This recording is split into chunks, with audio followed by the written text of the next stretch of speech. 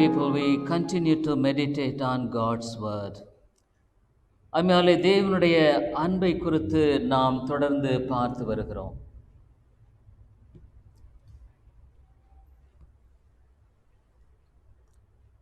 Today we are going to meditate on God's love in Christ Jesus. இந்த நாளில் இயேசுவில் காண்பிக்கிற தேவனுடைய அன்பை குறித்து நாம் பார்க்க இருக்கிறோம். When we really know God's love, only we can live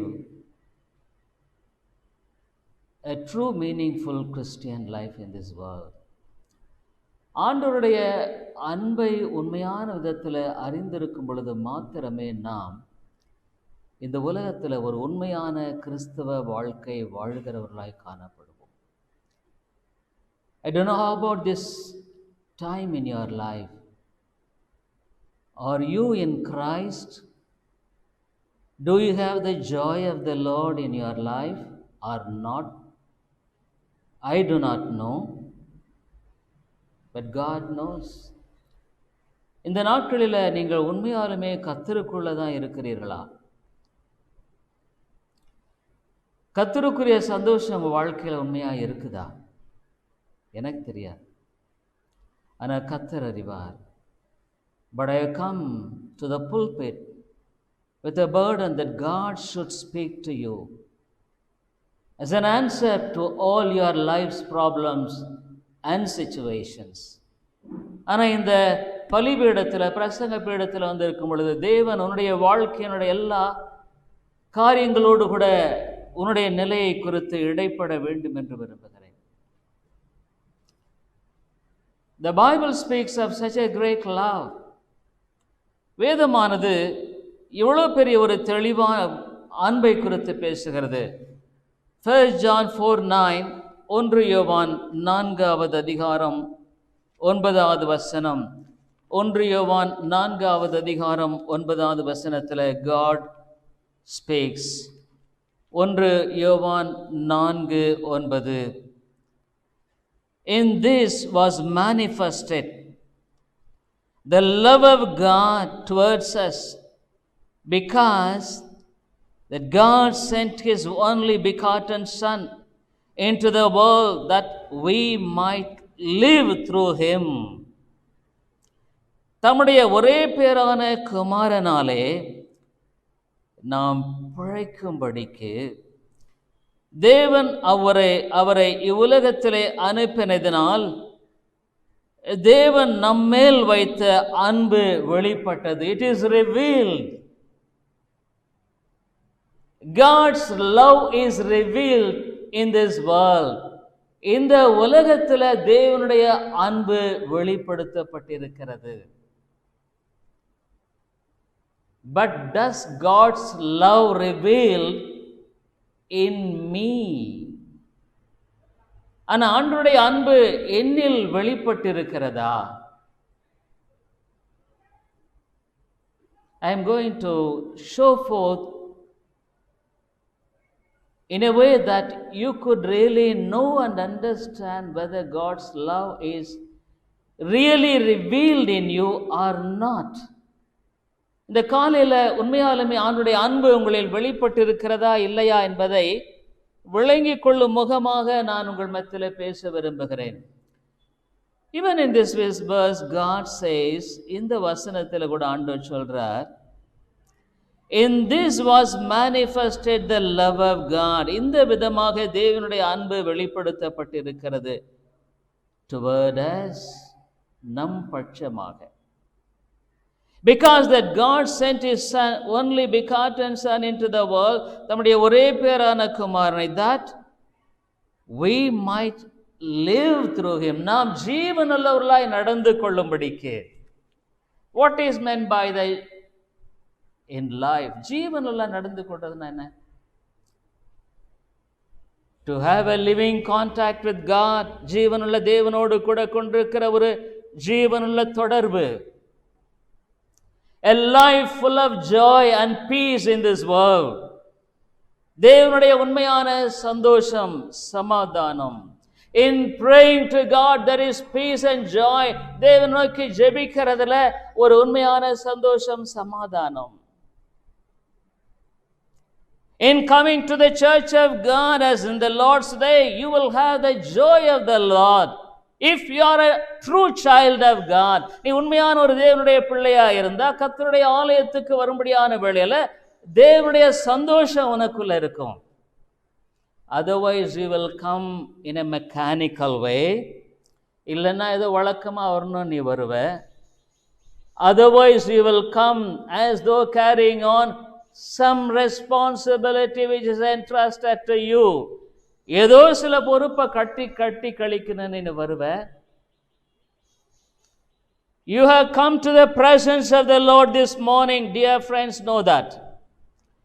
அம்மையாலே தேவனுடைய சமூகத்தில் நீ வந்திருக்கிறாய். God is going to expose your heart, each and every one of your heart. And if you are really a person who wants to have a living fellowship with God, open your hearts now, acknowledging what you are. ஆண்டவருடைய சமூகத்தில் நாம் இந்த காலையில் வந்திருக்கிறோம். உன்னுடைய இதயத்தின் எல்லாவற்றையும் அறிந்திருக்கிற தேவனுக்கு முன்பாக நீ வந்திருக்கிறாய். ஆண்டவனுடைய இருதயத்தை காட்டும் பொழுது உன்னுடைய உண்மையான நிலையை ஒத்துக்கொண்டு அதனுடைய சமூகத்தில் உன்னை ஒப்பு கொடுக்கும்படியாக தேவன் எதிர்பார்க்கிறார். How long will you continue a mechanical religion in your life? உன்னுடைய வாழ்க்கையில ஒரு சடங்காச்சாரமான கிறிஸ்தவ வாழ்க்கை எவ்வளவு நாளா நீ வாழ்ந்து கொண்டிருப்ப? No peace in your home. உடைய வீட்டில் சமாதானம் இல்லையே. No peace in your house, in your life. உடைய வாழ்க்கையில் சந்தோஷம், சமாதானம் இல்லை. Is this God dead whom you worship? நீ ஆராதிக்கிற தேவன் செத்து போயிட்டாரா? Do you worship an idol? ஒரு விக்கிரகத்தை நீ தொழுது கொண்டிருக்கிறையா? How long will you continue in this situation? எவ்வளோ காலம் இப்படியே நீ வாழ்ந்துட்டு இருப்ப? You have passed so many years. பல வருஷம் கடந்துட்ட. You don't know how long will you live in this world. இந்த உலகத்தில் எவ்வளோ வாழுவேன்னு சொல்ல முடியாது. Age is not the criteria for you to live longer if you are a young man. நீ ஒரு வாலிபனாக இருக்குன்னா ரொம்ப நாள் வாழுவேங்கிறத ஒரு வயது ஒரு காரியம் இல்லை.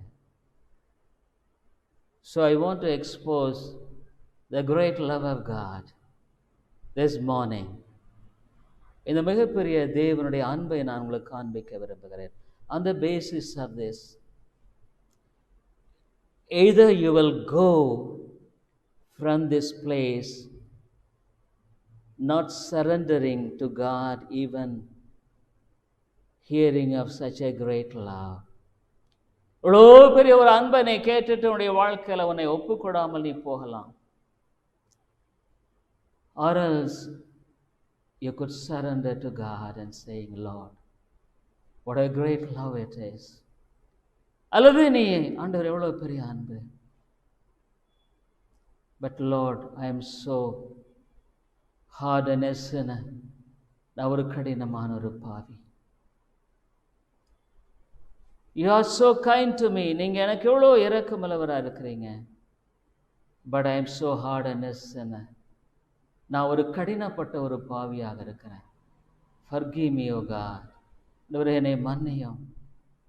I want you to help me that I may live a fruitful life. ஆண்டவரே ஒரு கனியுள்ள ஒரு வாழ்க்கையை நான் வாழ விரும்புகிறேன். So I want to expose the love of God in Christ Jesus. ஆகவே ஆண்டவராகிய இயேசுவில் தேவனுடைய அன்பை நான் காண்பிக்கும்படியாக விரும்புகிறேன். Who is this Jesus? The இயேசு யார்? Who is he?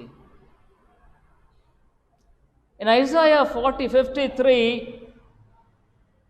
Isaiah has written 700 years back before Jesus came, and it is such a wonderful way by which he could expose the love of God. ஏசாயா தேவனுடைய அன்பை எவ்வளவு அழகாக வெளிப்படுத்தியிருக்கிறதை நாம் பார்க்கிறோம். Isaiah 53 first verse, first and second verse, Isaiah 53 1 and 2. Who hath believed our report? And to whom is the arm of the Lord revealed? எங்கள் மூலமாய் கேள்விப்பட்டதை விசுவாசித்தவன் யார்? கர்த்தருடைய புயம் யாருக்கு வெளிப்பட்டது? For he shall grow up before him as a tender plant, and as a root out of a dry ground. He hath no form nor comeliness, and when we shall see him, there is no beauty that we should desire him. இளங்கிளையைப் போலவும் வறண்ட நிலத்திலிருந்து துளிக்கிற வேரை போலவும் அவனுக்கு முன்பாக எழும்புகிறார். அவருக்கு அழகுமில்லை, சௌந்தரியமும் இல்லை. அவரை பார்க்கும்போது நாம் அவரை விரும்பத்தக்க ரூபம் அவருக்கு இல்லாதிருந்தது. Who hath believed our report? எங்கள் மூலமாய் கேள்விப்படுகிறவன், விசுவாசிக்கிறவன் யார்? Why people are not believing? ஏன் மக்கள் விசுவாசிக்கிறதில்லை? Why people despise God? ஏன் மக்கள் தேவனை அலட்சியப்படுத்துகிறார்கள்?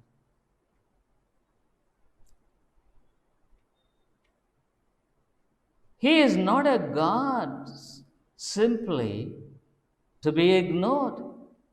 அவர் அலட்சியப்படுத்தக்கூடிய ஒரு தேவன் அல்ல. Who is this? இவர் யார்? In John's Gospel we see, யோவான் எழுதின சுவிசேஷத்தில் the Bible says about Jesus Christ. இயேசு கிறிஸ்துவை குறித்து வேதமானது விதமாய் சொல்லுகிறது. John's Gospel 1 and 3. யோவான் எழுதின சுவிசேஷம் 1வது அதிகாரம் 3வது வசனம். John's Gospel 1st chapter 1 and 3. யோவான் எழுதின சுவிசேஷம் 1வது அதிகாரம் 1, 3வது வசனங்கள். In the beginning was the Word, and the Word was with God, and the Word was God. ஆதியிலே வார்த்தை இருந்தது, அந்த வார்த்தை தேவனிடத்தில் இருந்தது, அந்த வார்த்தை தேவனாய் இருந்தது. And third verse, 3வது வசனம், all things were made by him, and without him was not anything made that was made. சகலமும் அவர் மூலமாய் உண்டாயிற்று, உண்டானதொன்றும் அவராலே அல்லாமல் உண்டாகவில்லை. The Word was God, is God. When John's Gospel begins about the description of the Lord Jesus Christ, says that he is God and he is the Word. யோவான் எழுதின சுவிசேஷத்தில் ஆண்டவர் இயேசு கிறிஸ்துவை குறித்து சொல்லும்படியாக எழுதுகிற காரியத்தில் அவர் தேவன், ஒரு வார்த்தையாக இருந்தார். So Jesus Christ is God. தேவன், இயேசு கிறிஸ்து தேவன். He is not a man. அவர் சாதாரணமான ஒரு மனிதன் அல்ல. Dear people, if he is God, he needs to be worshipped. அவர் தேவனாக இருந்தால் அவர் ஆராதிக்கப்பட வேண்டிய அவசியம். He asked, if I am God, where is the honor to me? நான் தேவனாக இருந்தால் எனக்குரிய கனம் எங்கே? God asks today even from you, if you say that I am God, do you really honor me? நான் தேவன் என்று சொன்னால் உண்மையாலுமே நீ என்னை கனப்படுத்துகிறாயா? Do you have a real regard for me in your heart? உடைய இருதயத்தில் என்னை குறித்து உண்மையான ஒரு கனம் என்பது இருக்கிறதா? Do you really value God? தேவனை உண்மையாலுமே விலை மதிக்கிறையா? Do you have a real value for his help and grace? அவருடைய கிருபைக்காக, அவருடைய உதவிக்காக நீ உண்மையாலுமே விலை மதிப்பாய் காத்து கொண்டிருக்கிறாயா? Do you know, understand that without God you are absolutely nothing? தேவன் இல்லாமல் நீ முழுக்க முழுக்க ஒரு ஒன்றுமில்லாத பூஜ்யம் என்பதை நீ அறிந்திருக்கிறாயா? Such a great God, எவ்வளோ பெரிதான தேவன், such a magnificent God, அவ்வளோ பெரிய தேவன். The Bible says in 3rd verse 3வது வசனத்தில், all things were made by him, சகலமும் அவர் மூலமாய் உண்டாயிற்று. You are created by him, அவரால் நீ சிருஷ்டிக்கப்பட்டிருக்கிறாய். Even it's emphasized, without him was not anything made that was made. இங்கே சொல்லப்படுகிறது, உண்டானது ஒன்றும் அவராலே இல்லாமல் உண்டா. There is nothing in the world that was formed which is not by him. அவரால் உண்டாக்கப்படாதது எதுவுமே இல்லைங்க. There is nothing in the world. எதுவுமே இல்லை. அவரால் உண்டாக்கப்படாதது எதுவுமே கிடையாது. Everything is created by God. எல்லாமே தேவனால் உண்டாக்கப்பட்டது. You and I are created by God. நீங்களும் நானும் தேவனால் சிருஷ்டிக்கப்பட்டிருக்கிறோம்.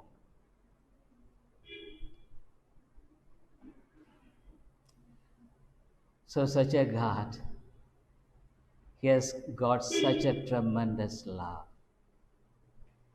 இவ்வளோ ஒரு பெரிய தேவன், இவ்வளோ ஒரு உன்னதமான அன்பை கொண்டிருக்கிறார்.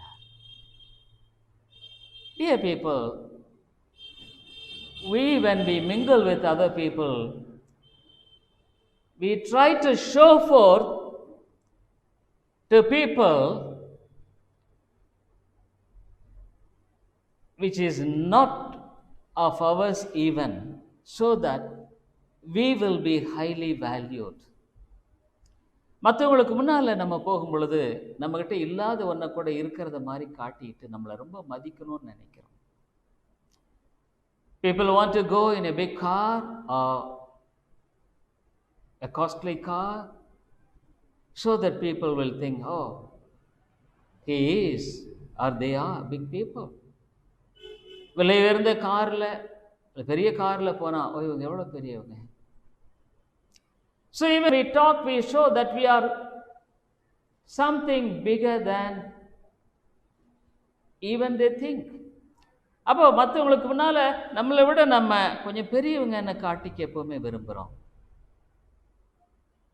This is the human fallen nature, இது விழுந்து போன சுபாவம். But God, the one who is God, தேவனாகிய கர்த்தர், he created everything in the universe, அண்ட சராசு உருவாக்கினவர்.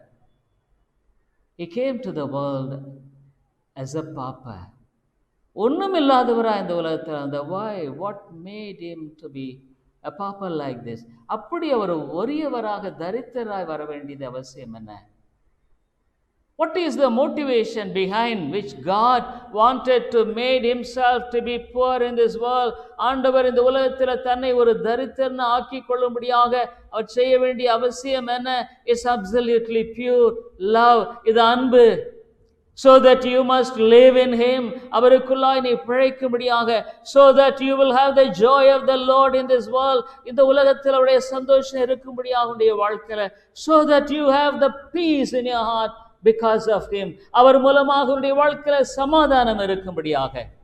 This morning I tell you, dear friend, many of your homes are more like a hellfire. உங்களுடைய அநேக வீடு நரகத்தின் அக்கினியை போல இருக்கிறது. Why I am telling you? Because you don't have God in your life, in your home. உன்னுடைய வீட்டில், உன்னுடைய வாழ்க்கையில தேவன் இல்லை. You bite each other, ஒருவரை கடிந்து கொள்கிறீர்கள். You get angry with each other, ஒருத்தரை கோபப்படுறீங்க. No place where there is patience, பொறுமைக்கு இடம் இல்லை. You pretend to be a Christian, but utterly I tell you, you are miserable this morning. I tell you, நீ கிறிஸ்தவன்னு சொல்லி நடிக்கிற நீ நிர்பந்தமான ஒரு மனிதன் இந்த காலையில. Why? ஏன்? because you don't know this great love of God. இந்த தேவனுடைய அன்பு உனக்கு இன்னும் தெரியல. You don't know this God as you ought to know the God. இந்த தேவனை அறிய வேண்டிய பிரகாரம் நீ அறியல. You don't know why God allows such things in my life. என்னுடைய வாழ்க்கையில இந்த விதமான காரியங்கள் அனுமதித்திருக்க உன்னால விளங்கிக் கொள்ள முடியவில்லை. For everything there is a cause behind God, dear friend. I tell you, this is the truth. உன் வாழ்க்கையில ஒவ்வொரு காரியத்துக்கும் ஒரு காரணம் இருக்கிறது. அதுதான் வேத சத்தியத்தின் உண்மை. It doesn't mean that it has come as casual in your life, which is not expected by you or which are really lurking in your life today. உன் வாழ்க்கையில் உங்களுடைய குடும்பத்தில் இருக்கிற பலவிதமான பிரச்சனை மத்தியில் காணப்படுகிற காரியங்கள் ஏதோ தானா வந்ததுன்னு நினைக்காத, அல்லது ஏதோ வழியில் வந்த போல நினைக்காத. God has got a place and purpose even this morning to speak to you about your life and about your family this morning. உன்னுடைய வாழ்க்கை குறித்து, உன்னுடைய குடும்பத்தை குறித்து தேவன் இந்த காலையில பேசும்படியாக விரும்புகிற அவர் சத்தத்தை. Are you willing to hear? Are you ignore it and to continue in your miserable state? Even probably you may die with your misery, not finding any solution. இந்த காலையில ஆண்டுடைய சமூகத்துக்கு முன்பாக உன்னை தாழ்த்தி தேவனுக்கு முன்பாக உன்னை ஒப்பு கொடுக்க விரும்புகிறையா? அல்லது உன்னுடைய வாழ்க்கையில உன்னை நீ மறிக்க மட்டுமாகவே உன்னுடைய வாழ்க்கையில் இவ்வளவு துயரத்தோடு நீ வாழ்ந்து உன்னுடைய காலத்தை முடிக்க விரும்புகிறையா? Either you have to answer this in way or this way or other, never to be pretend. இப்படி அப்படிதான் ஏதோ ஒரு விதத்துல நடிக்க வேலை இல்லைங்க. It's not time to pretend. What is the use of pretending? நடிச்சு என்ன பிரயோஜனம்? Will it be of use to even a single pie? ஒரு சின்ன காசுக்கு கூட அது உதவி செய்யுமா?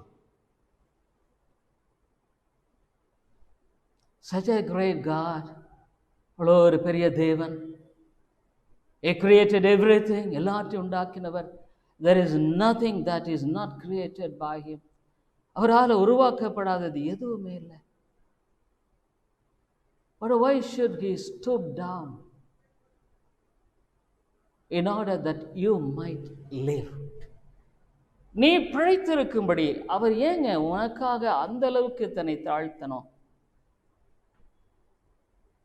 What is meant by I live? நான் பிழைத்திருக்கிறதுனா என்னங்க? Is it that I am living by this way of living now as I am living now? இப்போ நான் பிழைத்திருக்கிறபடி பிழைத்திருக்கிறதா? இல்லைங்க. Is it the way by which I eat, breathe, or do things in this world by which I am living in the body? இந்த சரீரத்தில் ஏதோ அந்த உலகத்தில் நடக்கிறத போல ஏதோ சாப்பிட்றது நடக்கிறது இந்த மாதிரி காரியங்களா? No, dear friend. This is a living in the soul. ஆத்மாவில் வாழுகிறது. Living in peace with God. தேவனோடு கூட சமாதானமாய் வாழுகிறது. Even in difficulties, having the peace of God in our lives. பிரச்சனை போராட்டம் நேரத்தில் தேவனுடைய சமாதான இருதயத்தில் ஆளுகை செய்கிறது. Even in difficulties, having the joy of the Lord in this world. கஷ்ட நேரத்தில் தேவனுடைய சந்தோஷம். God said, I give you peace which could never be taken away by any of the thing in this world. நான் கொடுக்கிற சமாதானம் இந்த உலகத்தில் ஒருவரும் எடுத்துக்கொள்ள முடியாது. It is the promise given to a child of God. தேவனுடைய பிள்ளைக்கு கொடுக்க முடியாத சமாதானம். You are telling that you believe God for so many years, but still you are a turmoil and turbulent sea of confusion of your heart. ஆனால் உன் இருதயம் அலைமோதுகிற அலைகிற கடலை போல சீருகிற கடலை போல தான் இருக்குது இல்லைங்களா? Where is the fault? தப்பு எங்க? So in what Jesus said, the Bible, we saw that God manifested love of God to us. தேவன் தம்முடைய அன்பை வெளிப்படுத்தி இருக்கிறார். எதுக்கு? நான் பிழைக்கும்படிக்கு. So that I live. நான் வாழும்படிக்கு. So that I will have a purpose in life. இந்த உலகத்தில் ஒரு நோக்கத்தோடு வாழும்படிக்கு. To live peacefully in this world. இந்த உலகத்தில் சமாதானமாய் வாழும்படிக்கு. And to live with an eternal hope. நித்தியமான ஒரு நம்பிக்கையோடு வாழும்படிக்கு. A life which is a blessing to others. மற்றவர்களுக்கு ஆசீர்வாதமான ஒரு வாழ்க்கை வாழும்படிக்கு. A life by which I will be a blessing to others in giving God to others. தேவனை மற்றவர்களுக்கு கொடுக்கும்படியான விதத்தில் வாழும்படியான ஒரு வாழ்க்கைக்குள்ளாய் வாழும்படியான ஒரு வாழ்க்கை.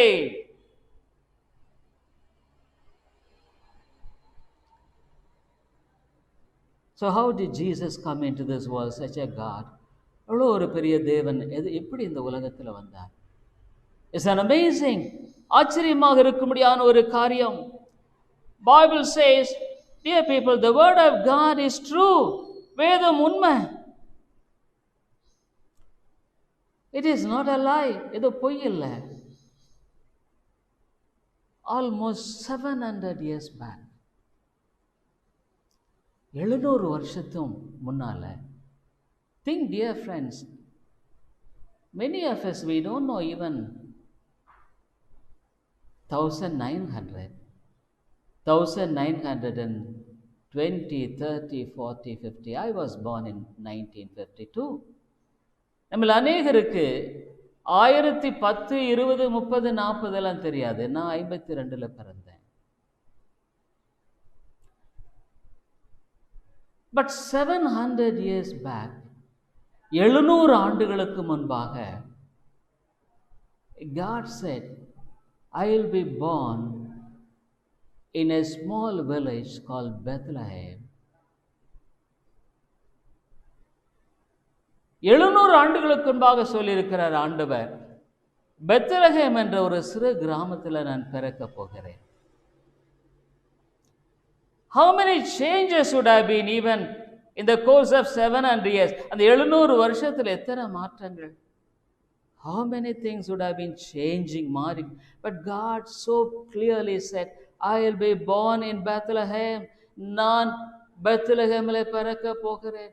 Dear people, this God is a God of eternity. நித்தியத்தின் தேவன் இவருங்க. We live for few years. சில வருஷங்களுக்கு தான் நம்ம வாழுகிறோம். I am 68 now. நான் இப்போ 68 வருஷம். I don't know how long will I live. எவ்வளோ காலம் வாழுவேன் எனக்கு தெரியாது.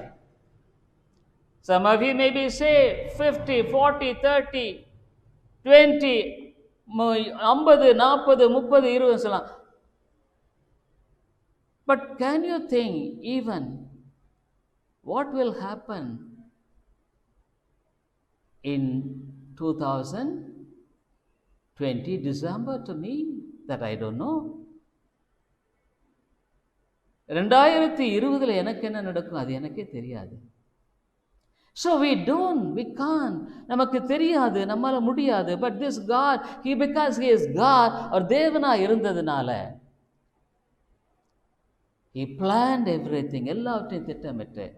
He said, I will be born in Bethlehem. நான் பெத்லகேமிலே பிறக்க போகிறேன் என்பதை குறித்து அவர் சொல்லுகிறதை பார்க்கிறோம். In Micah 5:2, மீகாவின் புத்தகம் 5வது அதிகாரம் 2வது வசனத்தில்,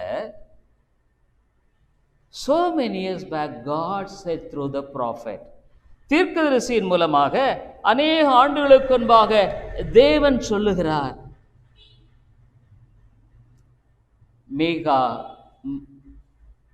Micah 5, but thou Bethlehem Ephrathah, though thou be little among the thousands of Judah, yet out of thee shall he come forth unto me, that is to be ruler in Israel, whose goings forth have been from of old, from everlasting. பாருங்க, you see this one verse is enough to speak of millions and millions of years. இந்த ஒரு வருஷம் போதும் கோடி கோடி வருஷங்களை குறித்து பேசுகிறது. பெத்லகேமே, எப்ராத்தா என்னப்பட்ட பெத்லகேமே, நீ யூதேயாவில் உள்ள ஆயிரங்களுக்குள் சிறியதாயிருந்தோம். இஸ்ரவேலை ஆளப் போகிறவர் உன்னிடத்திலிருந்து புறப்பட்டு என்னிடத்தில் வருவார். அவருடைய புறப்படுதல் அநாதி நாட்களாய் பூர்வத்தினுடையது. His beginning, his birth is an eternal plan, God's wonderful way of appointing things. அவருடைய நித்தியமான அறிவை பாருங்க, நித்தியமான அவருடைய அறிந்து கொள்ளுதலை பாருங்க. சொல்றாரு, ஃப்ரம் எவர்லாஸ்டிங், அநாதியா என்றென்றும் உள்ளது. Dear people, God knows all years. தேவன் உங்களை எல்லாவற்றையும் அறிந்திருக்கிறாருங்க. God knows what will be you in this time, probably 11:20. Where will you be? What will be thinking? நாளைக்கு 11 மணி 20 நிமிஷத்துக்கு நீ எப்படி இருப்ப, என்ன நினைப்ப, எங்க இருப்ப, யாது இருப்ப, எல்லாம் God knows. Not only if you are alive, God knows how will you be in 2030 on 13th 11 o'clock and 20 minutes. ஒரு உயிரோடு இருப்பேனா 2030 13ஆம் தேதியில் 11 மணி 20 நிமிஷத்துக்கு நீ எங்க இருப்ப, எப்படி இருப்ப? God knows. He is God, ஒரு தேவன். But Bible says He has chosen Bethlehem. அவர் இந்த பெத்லஹேமை தெரிந்து கொண்டார். ஆயிரங்களுக்குள் சிறியதாயிருந்தோம். A little among the thousands of Judah. Dear people, even you may be the least in this world. இந்த உலகத்தில் நீ மிக சிறிய நபராக இருக்கலாம். You may be the least despised person in this world. இந்த உலகத்தில் நீ மிக சிறிய அசட்டை பண்ணப்படுகிற நபராக இருக்கலாம். But God knows how to exalt you. உன்னை எப்படி உயர்த்துங்கிறது தேவன் அறிந்திருக்கிறார். He knows the way of the righteous. Bible says நீதிமான்களின் வழியை கர்த்தர் அறிந்திருக்கிறேன்னு சொல்றாரு. So such a God is stooped down to come to Bethlehem, to born as a babe. ஆகவே இவ்வளவான தேவன் ஒரு எளிய இடத்துல ஒரு குழந்தையாக பிறக்கும்படியாக வந்த காரியம் தான். What is this? This is nothing but love. இது அன்பே அல்லாமல் வேறொன்ன. So that you must live. ஆக நீ பிழைக்கும்படிக்கு, you have a life of eternal life. ஒரு நித்தியமான ஜீவனை கொண்டு வாழுகிற ஒரு வாழ்க்கை வாழும்படிக்கு, you have a life of life in this world to live. ஒரு வாழ்க்கை, ஜீவனுள்ள ஒரு வாழ்க்கை வாழும்படிக்கு தேவன் இந்த உலகத்தில் அவ்விதமாக அவர் வந்தேன் என்று சொல்லுகிறார். That is love. அவருடைய அன்பு. Dear people, God's love is being extended to you. தேவனுடைய அன்பு உனக்கு கூட கொடுக்கப்பட்டிருக்கிறது. God loves you. தேவன் உன்னை நேசிக்கிறார். God has got a greater things for you. தேவன் உனக்காக மேலான காரியங்களை வைத்திருக்கிறார். Even this morning he says, come to me. இந்த காலையில் உன்னை பார்த்து சொல்ல, என்னிடத்தில் வா. Come to me. என்னிடத்தில் வா. Don't go here and there. அங்க எங்கேயும் போகாத. Don't try to work out things. அது இது செய்யும்படியாக நீ காரியங்களை சாதிக்க பிரயாசப்பட. Come to me. Come unto me, all ye heavy burden and labored. வருத்தப்பட்டு பாரம் சுமக்கிற நீங்கள் என்னிடத்தில் வாருங்கள். So this morning God calls you, the one who loves you. உன்னை நேசிக்கிற அந்த தேவன் உன்னை அழைக்கிறார். To come to him. அவரிடத்தில் வரும்படியாக அழைக்கிறார். You are in the building, இந்த கட்டிடத்தில் இருக்கிறார். You hear me speaking. நான் பேசுறதை கேட்கிற. But it is not the voice of mine. இது என்னுடைய வார்த்தை அல்ல. This is God's. இது தேவனுடையது.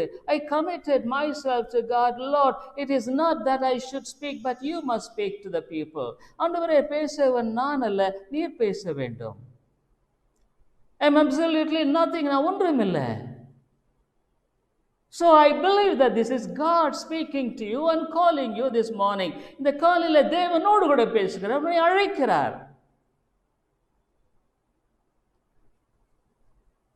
So in order to manifest his love, he took the path of love.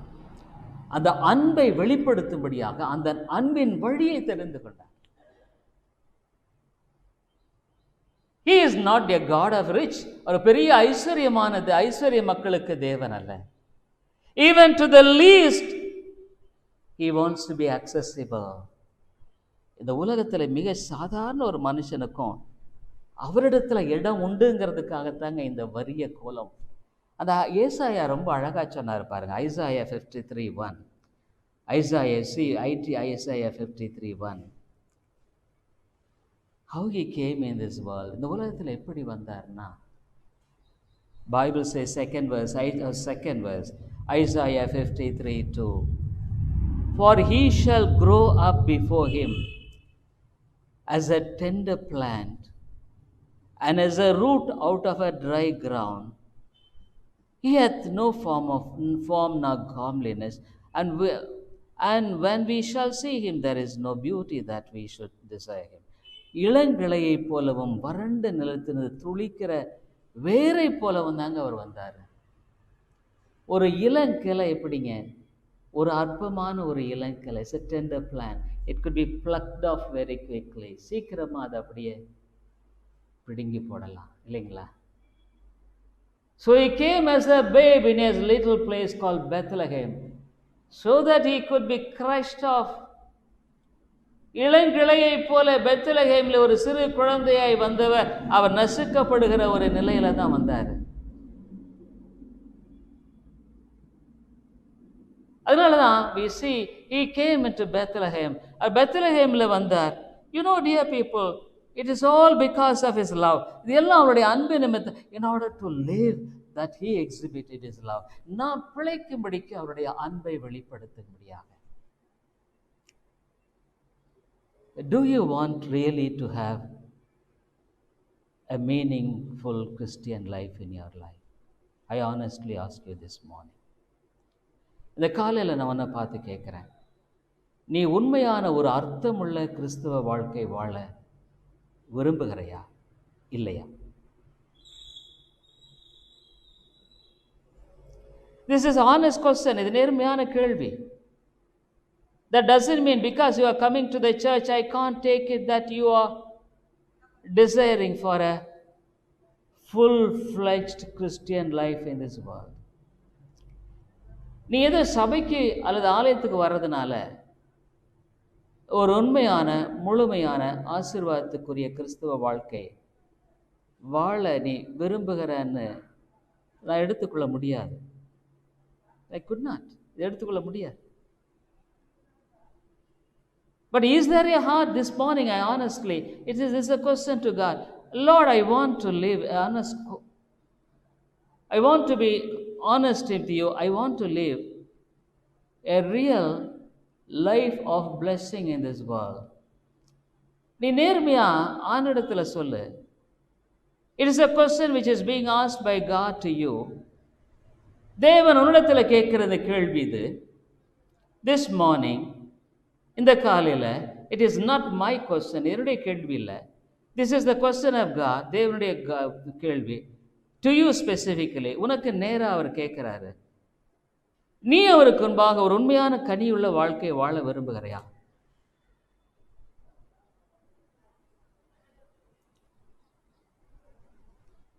This is a very crucial question.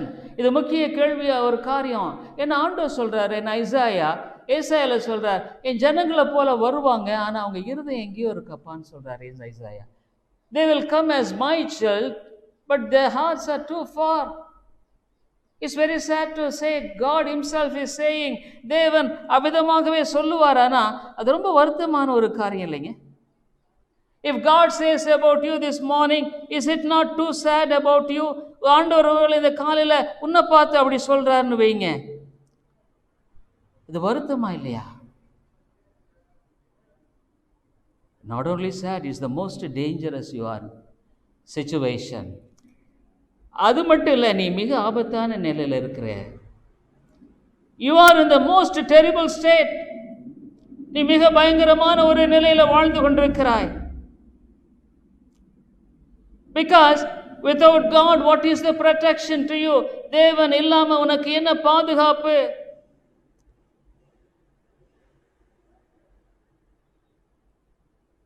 What hope is there for you, dear people?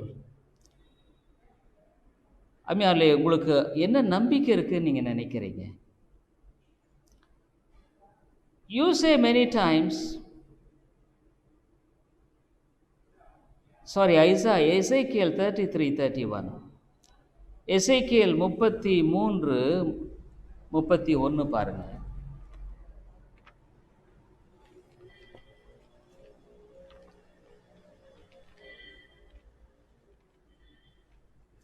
Isaiah 33:31.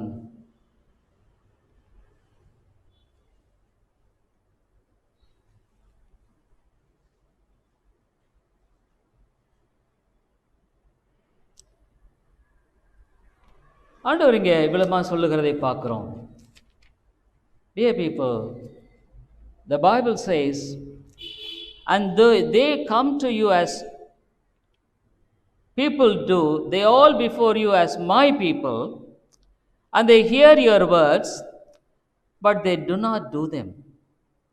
For with their mouth they show much love, but their hearts pursue over their own gain. ஆண்டவர் சொல்றாரு, இப்படி சொல்றாரு. என்ன சொல்றாருன்னா,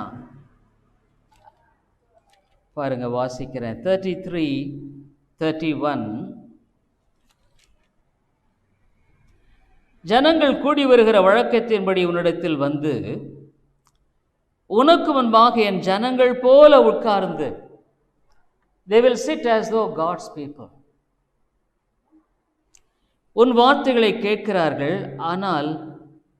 ஆனாலும் அவர்கள் அவைகளின்படி செய்கிறதில்லை. They don't do.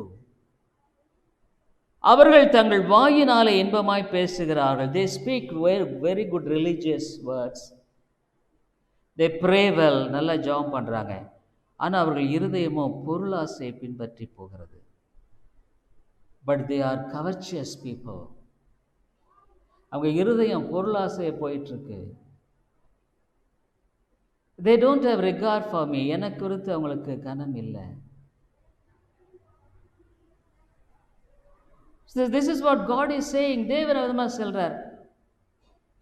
So you plan something. நீ ஒரு திட்டமிடுற. Lord, you bless this. ஆண்டவரே, இதை நீர் ஆசீர்வதியும். Bless my family. என்னுடைய குடும்பத்தை ஆசீர்வதியும். Bless my children. என் பிள்ளைகளை ஆசீர்வதியும்.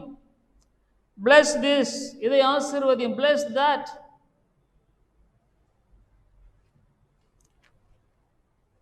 Dear people, one you must know, unless you surrender to God, unless you surrender all to God, God has nothing to do with you, dear people.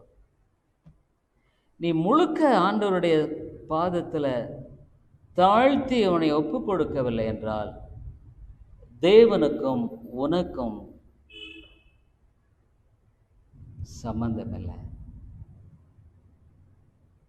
God may grant you some blessings as a creator. ஒரு சிருஷ்டியா ஆண்டவர் உனக்கு சில ஆசீர்வாதங்களை கொடுப்பார். ஆனால் நீ முழுக்க உன்னை ஆண்டவர் நீ ஆண்டவரோட ஒப்புரவாகாம நீ என்னதான் ஜெபம் பண்ணு. You pray, God will never hear your prayers, dear friend. உன்னுடைய ஜெபத்தை ஆண்டவர் கேட்க மாட்டாரு.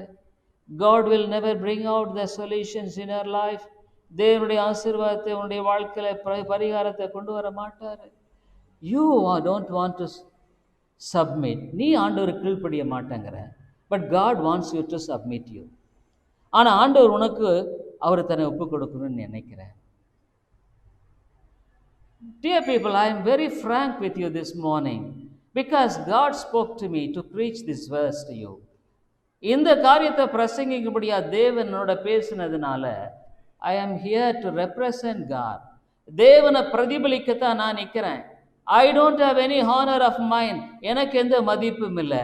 ஐ know I am a wretched sinner. நான் ஒரு நிர்பந்தமான மனுஷன். ஒவ்வொரு நாளும் காலையில் எழுந்த உடனே தகுதியில்லாத எனக்கு ஆண்டவரை இந்த அன்பை கொடுத்திருக்கிறீரே. I tell God I am one worthless people.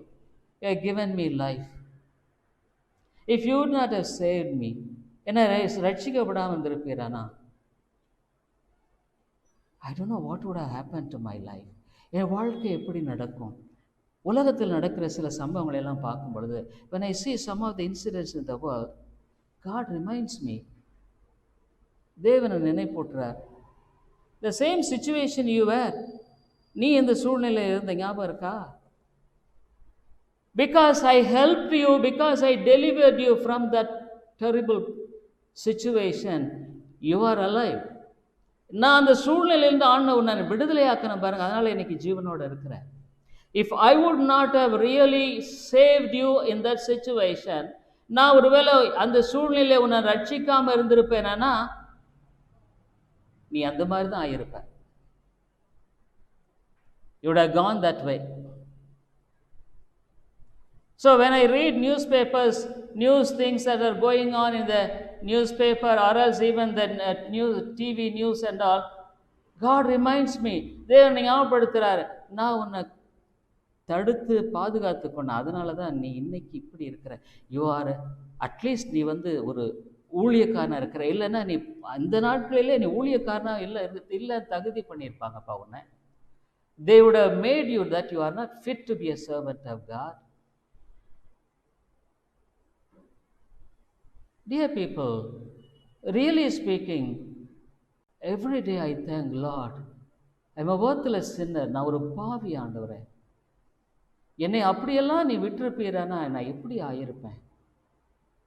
So I really wholeheartedly I praise God. Thank God. தேவனுக்கு நான் முழுமையாக நன்றி சொல்லுகிறேன், சந்தோஷம் சொல்கிறேன். Dear people, one thing I tell you, ஒரு காரியம் உங்கள்கிட்ட நான் சொல்கிறேன். The money is not giving you joy. You will agree with me. பணம் எனக்கு சந்தோஷம் கொடுக்கலங்கிறத நீங்கள் நிச்சயமாக என்கிட்ட ஒத்துக்குவீங்கன்னு நான் நினைக்கிறேன். Probably some of you may think, if I have so much, I will be joyful because I am suffering this financially.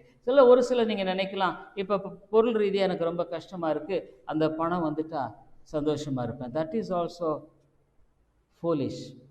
Because God has kept you well so many times, but you are not really a person who is having peace and joy. தேவன் எவ்வளோ காலங்களில் உனக்கு எவ்வளோ நல்லதெல்லாம் கொடுத்த நேரத்தில் உனக்கு பெரிய சந்தோஷம் சமாதானம்னு சொல்ல முடியாது. So material blessings, house or property or anything in the world will not give you peace. That also you will acknowledge. இந்த உலகத்தில் வீடு பொருள் பொண்ணு இதெல்லாம் உனக்கு சமாதானம் கொடுக்காது. I tell you dear friend, அருமையாக நான் சொல்கிறேன், வாழ்க்கையை ஆண்டவர் கட்டணும்னு சொன்னால், if you want God to build your house, this is the chance which God wants you to talk to you and to deal with you really. தேவன் இந்த வேளையில் உன்னோடு இடைப்படுகிற ஒரு வேலை. I don't know whether God will give you another chance. I don't know. தேவன் இன்னொரு தருணத்தை கொடுப்பார் எனக்கு தெரியாது. Probably your heart may be hardened too heavily. ஒருவேளை இருதயம் ரொம்ப கடினப்பட்டு போகலாம்.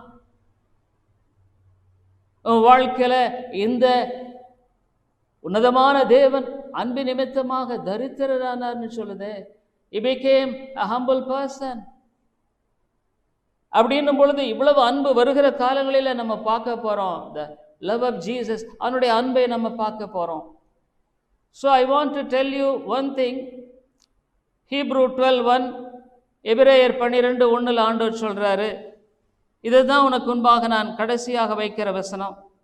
இந்த வசனத்தின் அடிப்படையில் தான் நான் சில காரியங்களை சொல்லி நான் முடிக்க வேண்டியதாக இருக்கு. Hebrew 12:1, எபிரேயர் 12வது அதிகாரம் 1வது வசனம். What the Bible says, வேதம் என்ன சொல்லுகிறது? Dear people, this is the only thing that you have to do that.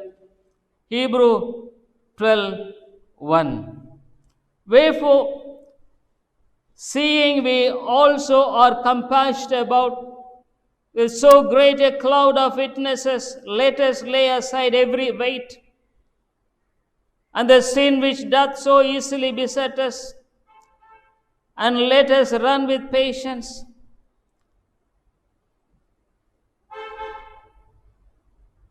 இங்க அவர் சொல்றாரு இவ்விதமாக, ஆகையால் மேகம் போன இத்தனை திரளான சாட்சிகள் நம்மை சூழ்ந்து கொண்டிருக்க, பாரமான யாவற்றையும் நம்மை சுற்றி நெருங்கி இருக்கிற பாவத்தையும் தள்ளிவிட்டு விசுவாசத்தை துவக்கிறவர் முடிக்கிறோம் இயேசுவை நோக்கி நமக்கு நியமித்திருக்கிற ஓட்டத்தில் பொறுமையோடு ஓடக்கடவோம். Let us run this race. நம்ம ஓடு looking unto Jesus. இயேசுவை நோக்கி நமக்கு நியமித்திருக்கிற ஓட்டத்தில் பொறுமையோடு ஓடக்கடவோம். Look at Jesus. இயேசுவை நோக்கி பார். The love of God is exhibited in him. அவரில் அவிதமாக தேவனுடைய அன்பு வெளிப்படுத்தப்பட்டிருக்கிறது. He is loving you. அவர் உன்னை நேசிக்கிறார். He wants to set right your life. உன்னுடைய வாழ்க்கையை சரிபடுத்த விரும்புகிறார். He wants to set right the problems of your family. உன்னுடைய குடும்ப காரியங்களை சரிபடுத்த விரும்புகிறார். He wants to set right everything which is pertaining to you. உனக்குரிய சகல காரியங்களை சரிபடுத்த விரும்புகிறார். But are you willing to surrender to God this morning? நீ ஆண்டவருக்கு முன்பாக உன்னை தாழ்த்த Lord, I want to surrender. நான் கீழ்ப்படி உமக்கு ஒப்பு கொடுக்க விரும்புகிறேன். Not my plan, என்னுடைய திட்டம் அல்ல. Not my desire, என்னுடைய விருப்பம் அல்ல. Not anything of mine, எதுவுமே இல்லை. I have been a failure. நான் ஒரு தோல்வியாக போயிட்டேன். என் வாழ்க்கையில் சமாதானம் இல்லை. I don't have peace. I don't have joy in this world. இந்த உலகத்தில் சந்தோஷம் இல்லை. I am living a mechanical Christian life. ஒரு சடங்காச்சாரம் கிறிஸ்தவ வாழ்க்கை வாழ்கிறேன். My prayer is lifeless. என்னுடைய ஜெபமானது ஜீவன் இல்லை. My reading Bible is lifeless. என்னுடைய வேதத்தை வாசிக்கிறது உண்மையாக ஒரு சடங்காச்சாரமாக தான் போயிட்டுருக்கு. I don't have the confidence in my life to face life. வாழ்க்கையை சந்திக்கிற நம்பிக்கை எனக்கு இல்லை. I am upset even small things. சின்ன காரியத்தில் கூட நான் அப்செட் ஆயிடுறேன். பேஷன்ஸ், பொறுமை. I have no patience. பொறுமையோடு எனக்கு நியமித்திருக்கிற ஓட்டம். God spoke to me. Dear people, one thing, I was interviewed by a seminarian 2-3 days back. ஒரு செமினரியில் படிக்கிறவர்னால 2-3 நாளைக்கு முன்னால் என்னை இன்டர்வியூ பண்ணாங்க. அவர் ஒரு தீசிஸ் எழுதுறதுக்காக, ஒரு கட்டுரை எழுதுறதுக்காக ஒரு பிரசங்கியாக நீங்கள் எப்படி இருந்தீங்கன்றதை பற்றி அவர் கேட்டார். 1 hour I was speaking, answering his questions. அவர் கேட்ட கேள்விகளுக்கு 1 மணி நேரம் நான் பதில் சொன்னேன். நான் ஒன்று சொன்னேன். I told one thing. Whatever God taught me, I have preached. This is my way of preaching. Almost 99% of my preaching. என்னுடைய பிரசங்கத்தை பொறுத்த வரைக்கும் ஆண்டவர் எனக்கு என்ன கற்றுக் கொடுத்தாரோ அதை தான் நான் 99% பிரசங்கம் பண்ணியிருக்கிறேன். So last week God spoke to me through this verse. கடந்த வாரம் இந்த வசனத்தின் மூலமாக கர்த்தர் என்னோட கூட பேசினார். லுக்கிங் அன்டு ஜீசஸ், இயேசுவை நோக்கி எனக்கு பாதை நியமித்திருக்கிறாருங்க. God has got appointed a path for me. எனக்குன்னு ஒரு வழியை வச்சிருக்கிறார். My path is not your path. என் வழி உன் வழி இல்லை. Your path is not my path. உன் வழி என்னுடைய வழி இல்லை. Everybody has got a specific path. ஒவ்வொருவருக்கும் ஒரு திட்டமான ஒரு வழியை வச்சுட்டார். நீ இந்த இடத்துல you must born this place, you must born to these people, you must grow like this. எல்லாம் God has planned everything.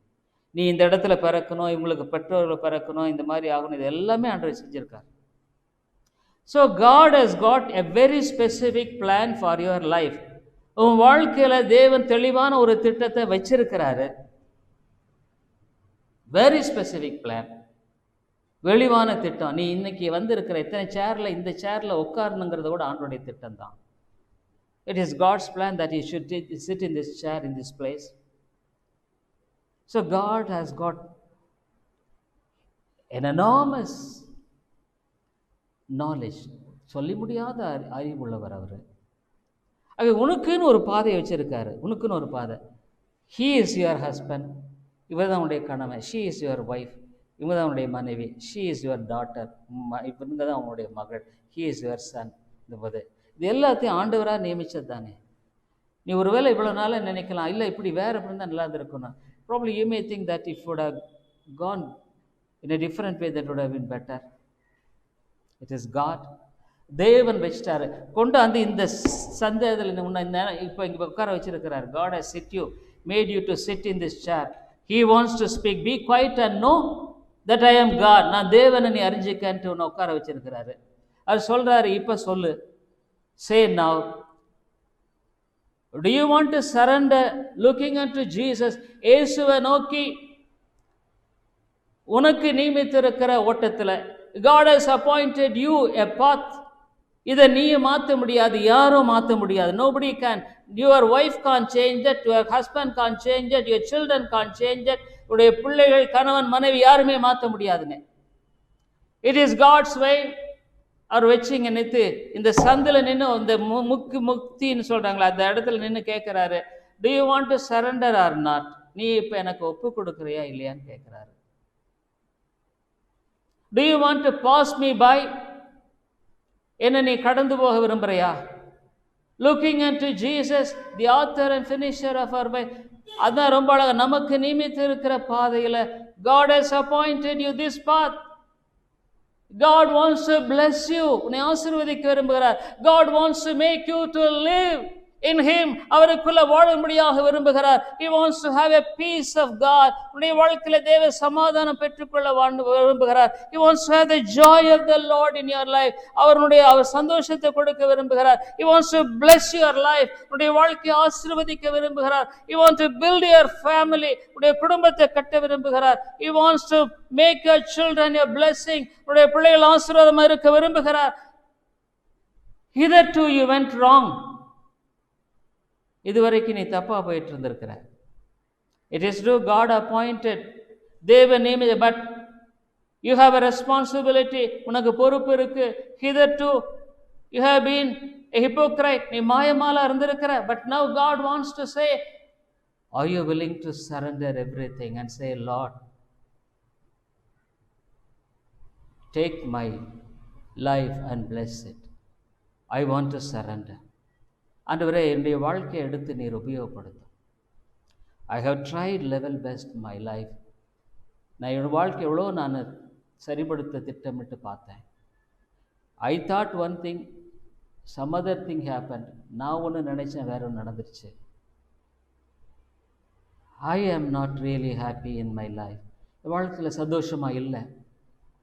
But by you say that you will give me peace. சமாதானம் கொடுக்குறேன்னு சொல்கிறீங்க. You say that there is joy in your presence. உம்முடைய சமூகத்தில் சந்தோஷம் இருக்குன்னு சொல்கிறீங்க. I want to surrender this morning. இந்த காலையில் நான் என்னை ஒப்பு கொடுக்குறேன். As I am. நான் இருக்கிறவனும். God says whosoever may be. நீ யாராக இருந்தாலும் சரி. I was not a Christian. நான் ஒரு கிறிஸ்தவன் இல்லை. But I surrendered my life to God. தேவனுக்கு ஒப்பு கொடுத்தேன். Dear people, I tell you, I am not a possessor of a big things in this world. இந்த உலகத்தில் எனக்கு பெருசாக ஒன்றுமே கிடையாதுங்க. Rather I am a debtor. சொல்லப்பா நான் ஒரு கடனாளி. But I have the peace of God in my life. என் வாழ்க்கையில் உண்மையாலுமே தேவனுடைய சமாதானம் இருக்குங்க. Which could never be taken. அவ எடுத்து போடாத சமாதானம் இருக்கு. I have the joy of the Lord in my life. தேவனுடைய சந்தோஷம் எனக்குள்ள இருக்கு. Even I tell my children also the same thing. Even I spoke to my son last 2 days back. You have to surrender your life to God. Then only God will bless you. உன் வாழ்க்கையை ஒப்பு கொடுக்கணும். அப்போ தான் கர்த்தர் உன்னை வழி நடத்துவார். Why all the trouble? Same problem. Why you are suffering so many ways? ஏன் பல விதங்களில்? Because you don't surrender. You don't surrender. நீ ஒப்பு கொடுக்கல. Unless you surrender, dear people, never expect God to bless you. நீ surrender ஒப்பு கொடாம ஆசீர்வதிக்கணும்னு எதிர்பார்க்காத. When you don't surrender, God will never surrender. நீ ஒப்பு கொடுக்கலாம், தேவன் ஒப்பு கொடுக்க மாட்டார். So this morning, what is your answer? நீ என்ன பதில் சொல்ற? You know your life. வாழ்க்கை என்ன தெரியும்? உன்னுடைய ஜெப வாழ்க்கை எப்படி? உனக்குள்ள தொடர்பு என்ன? How is your relationship with God? You don't have peace. You don't pretend to be a very happy Christian. ஒரு நல்ல சந்தோஷமா கிறிஸ்தனை போல நடிக்கிற. What is the use of it? அதனால் என்ன பிரயோஜனம்? So this morning, are you willing to surrender to God? This God is a God of love. இந்த தேவன் அன்புள்ள தேவன். He wants to shape your life. நீ வாழ்க்கையை அவர் கட்ட விரும்புகிறார். He wants to bless your family. உன் குடும்பத்தை சரண்டர். நான் எப்படி சரண்டர் பண்ணுறதுன்னு கேட்குறியா? நீ சொல்ல, ஆண்டவரே, கடந்த கால வாழ்க்கையிலெல்லாம் நான் என்னபடி நான் நடந்துட்டேன். Lord, I have lived as I like. My heart is so hard. எனக்கு இருதயம் ரொம்ப கடினமாக இருக்குது. I don't know how to even surrender. எப்படி கீழ் ஒப்பு கொடுதுன்னு எனக்கு தெரியல. But I want to have a life of peace and joy. ஆண்டவரே, ஒரு சந்தோஷ சமாதானமான வாழ்க்கை எனக்கு தேவை. I don't want to continue in this ஒரு பிரிட்டெண்டட் லைஃப். ஒரு நடிக்கிற வாழ்க்கை எனக்கு வேண்டாம். How many ways my life seems to be dark. என் வாழ்க்கையை ஒரு இருளை போல இருக்குது.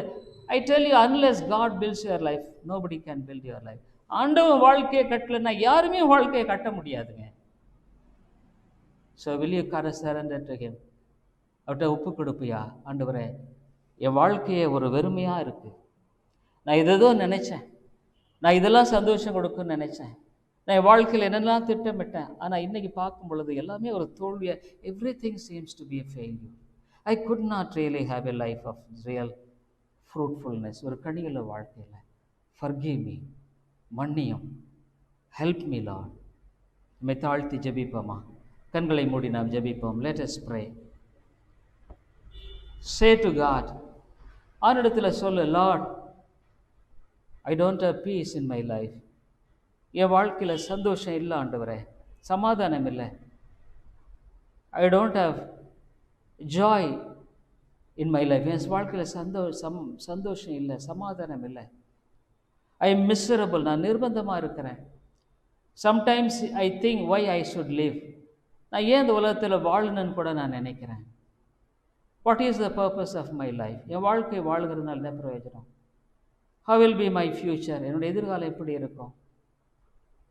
Fear is in my heart. இருதயத்தில் பயம் இருக்குது.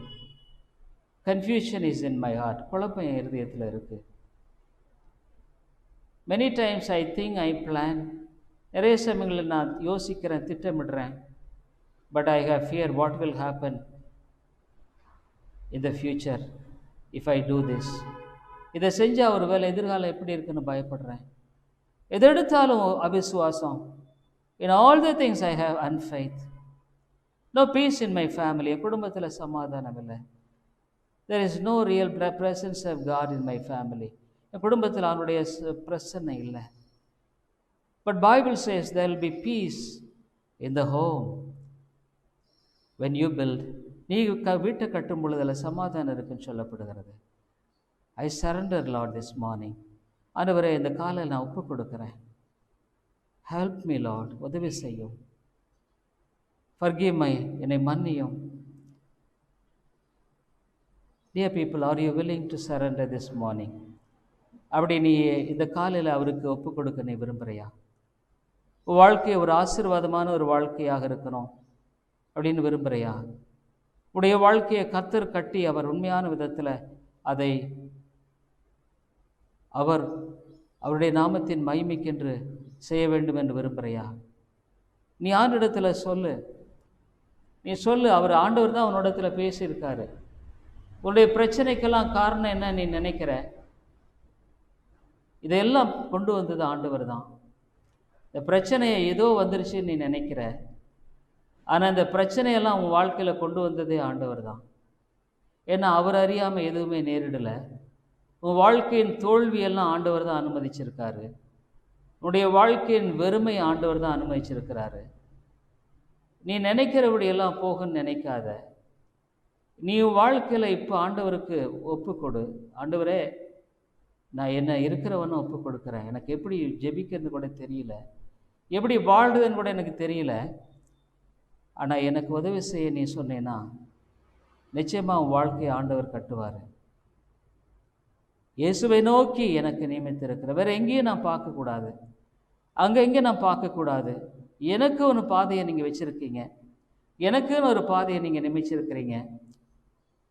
அந்த பாதையில் நான் ஓட எனக்கு அனுகிரகம் தாரும் ஆண்டவரே. இந்த ஆலயத்தில் உட்கார்ந்துருக்கும்போது நீங்கள் என்னோட கூட பேசியிருக்கிறீங்க. நான் இந்த ஆலயத்திலே நான் ஒப்பு கொடுக்குறேன். இந்த 13ஆம் தேதி,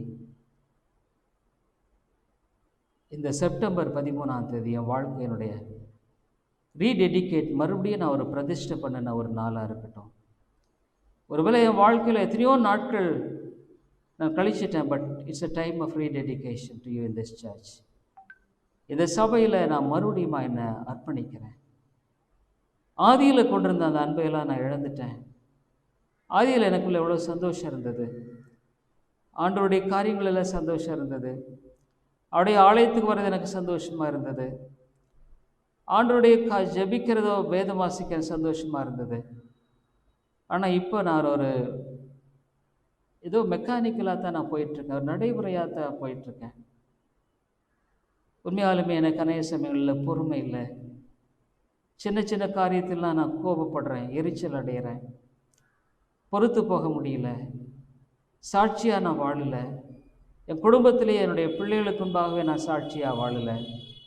என்னுடைய கணவனுக்கு முன்பாக நான் சாட்சியாக வாழலை. என் மனைவிக்கு முன்பாக நான் சாட்சியாக வாழலை. எனக்கு தெரிந்தவர்களுக்கு முன்பாக நான் சாட்சியாக வாழலை. ஆனால் எனக்கு ஒரு புதிய வாழ்க்கை வேண்டும். நான் இப்போ மறுபடியும் என்னை அர்ப்பணிக்கிறேன். இந்த ஆலயத்தில் என்னை ஒப்பு கொடுக்குறேன். எனக்கு உதவி செய்யும் ஐயா. என்னை மன்னியும் ஆண்டவரே. என்னுடைய கடந்த கால வாழ்க்கையெல்லாம் நான் இந்த ஒருவேளை ஆலயம் திறக்கப்பட்டதனுடைய உண்மையான நோக்கம் இல்லை, ஆலயம் திறக்கப்பட்டால் பரவாயில்லன்னு நினச்சேன். ஆனால் திறந்த பின்னாலையும் என் வாழ்க்கை அதே மாதிரி தான் இருக்குது. ஆனால் நான் அப்படி வாழ விரும்பலை. எனக்கு உதவி செய்யும். கிருபையில் பிதாவே, இந்த நாளில் நீர் இந்த அருமையான மக்களோடு கூட பேசியிருக்கிறீர். ஸ்தோத்திரம். நீர் பேசுகிற தெய்வம். இந்த மக்களிடத்தில் நீர் பேசியிருக்கிறீர் ஆண்டவரே. அவங்க வாழ்க்கையில் கர்த்தாவே எத்தனையோ காரியங்களை கடந்து போனாலும் பல விதங்களில் போராட்டம், நெருக்கம், நீர் எவ்வளோ அவர்களை நெருக்கி இருக்கிறீர். போராட்டத்தின் போல போராட்டம்.